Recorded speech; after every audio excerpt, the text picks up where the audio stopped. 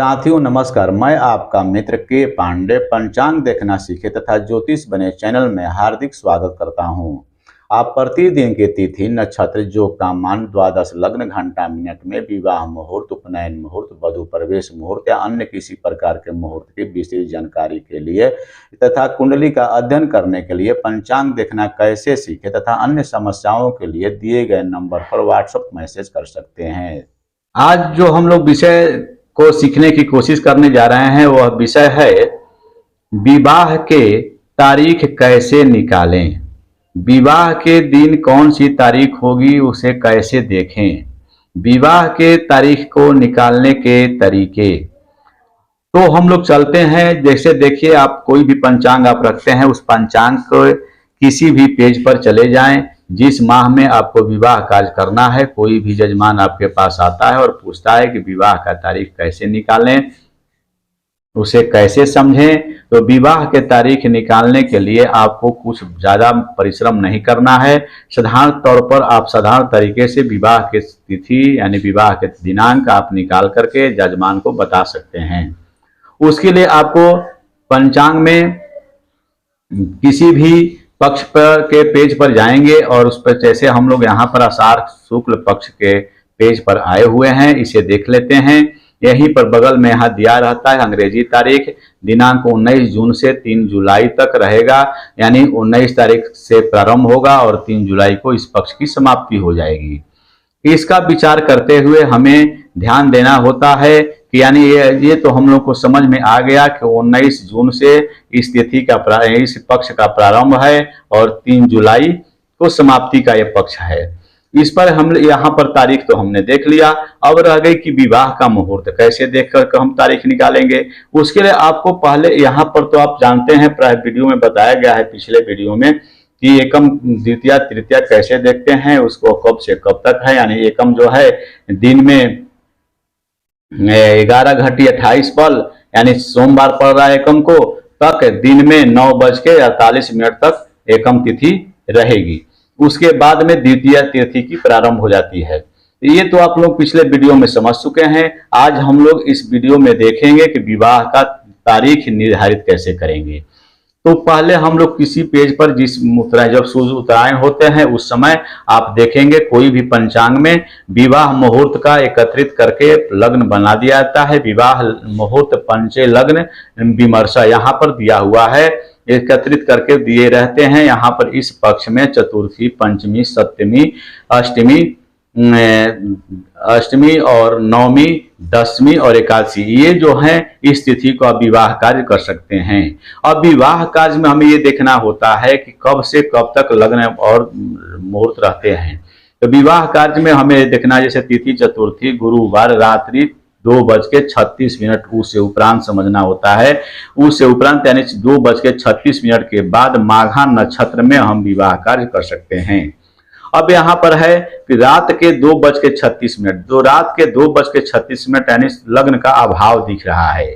जब कोई यजमान आता है तो उससे हमें पूछना होता है कि आप किस तारीख के यानी किस महीने में विवाह का दिन निश्चित करना चाहते हैं।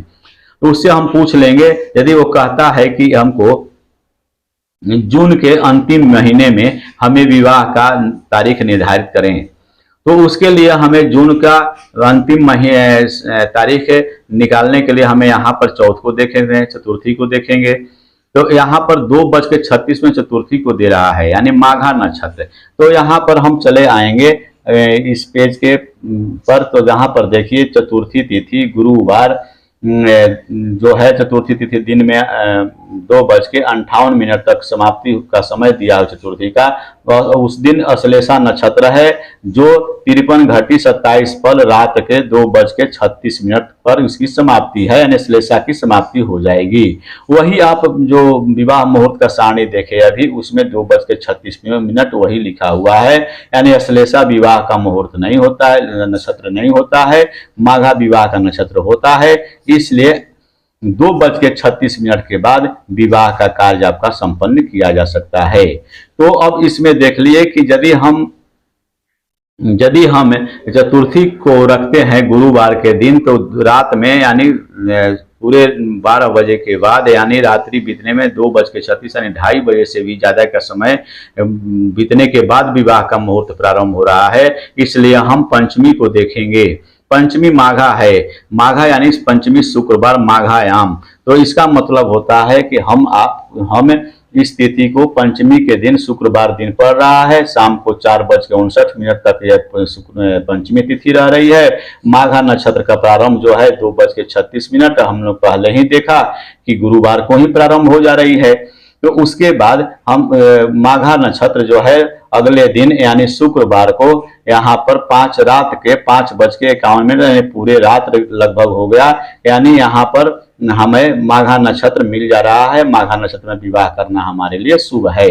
तो अब उसमें देखते हैं कि अब इसी पंक्ति को आगे बढ़ते जाएंगे तो यहाँ देखें कि यहाँ पर 23 तारीख लिखा हुआ है, यानी अ से अंग्रेजी तारीख दिया हुआ रहता है 23 तारीख को, और 23 तारीख हो गया।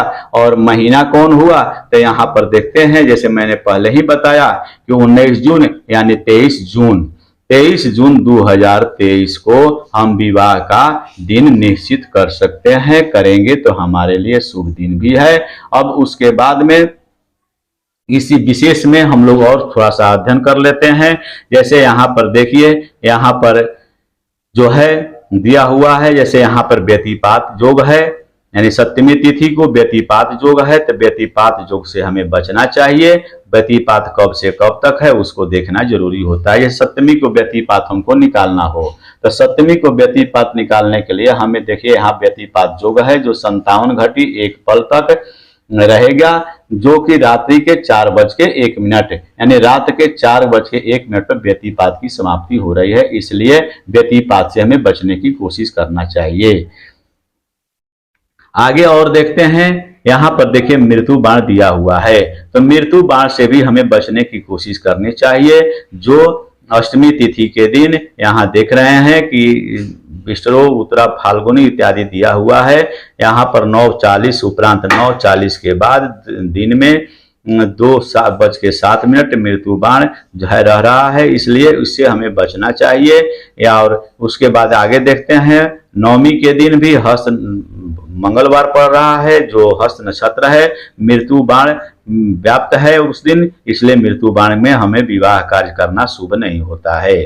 फिर आगे देखते हैं, बुधवार 10वीं तिथि के दिन में 12:29 उपरांत स्वात्याम शनि वेद, यानी उस दिन शनि वेद लग रहा है, उससे भी हमें बचना चाहिए। इस प्रकार हमें विवाह की तारीख को निश्चित करना चाहिए और इन सब बातों को विवाह में हमें मृत्यु बाण का विशेष ध्यान देना चाहिए। मृत्यु बाण विवाह कार्य के लिए शुभ नहीं बताया गया है। इस प्रकार हमें मुहूर्त का अध्ययन करके विवाह का तारीख निश्चित करना चाहिए और उसके आधार पर यदि हम कोई भी जजमान को हम देख करके दिन शोध करके तारीख का निर्णय करके तारीख देख करके इस पंचांग से जब उसका अध्ययन करके बताते हैं तो उस दिन का उसके लिए शुभ फलदायी जजमान के लिए होता है। इसलिए इस पर विशेष हमें ध्यान देना होता है। यहाँ पर देख रहे हैं कि जो योग है, योग में भी कुछ ऐसे योग होते हैं जिसमें बचना चाहिए। जैसे व्याघात योग जो है वह ठीक योग नहीं होता है, वज्र योग ठीक नहीं होता है, व्यतिपात ठीक नहीं होता है। यहाँ पर देख रहे हैं ये सब योग जो हैं कुछ परहेज किए गए हैं, बताए गए हैं कि इस योग से हमें बच करके ही कोई कार्य करना शुभ होता है। तो आज हम लोगों ने विवाह का दिन तारीख कैसे निश्चित करें उसके बारे में हम लोगों ने सीखा। शायद हमें उम्मीद है कि आप लोग इस वीडियो को देख करके विवाह का तारीख कैसे निश्चित करते हैं उसको आप लोग सीख गए होंगे, समझ गए होंगे। जो हमारे ऐसे सब्सक्राइबर या व्यूअर हों जो नए जुड़ रहे हैं, उनको यदि इसमें कोई कठिनाई हो रही हो तो कमेंट करके बताने का प्रयास करेंगे। और आप इससे गुजारिश है कि यदि आपको वीडियो अच्छा लगता है तो लाइक, शेयर तथा सब्सक्राइब करना कृपया नहीं भूलेंगे। धन्यवाद।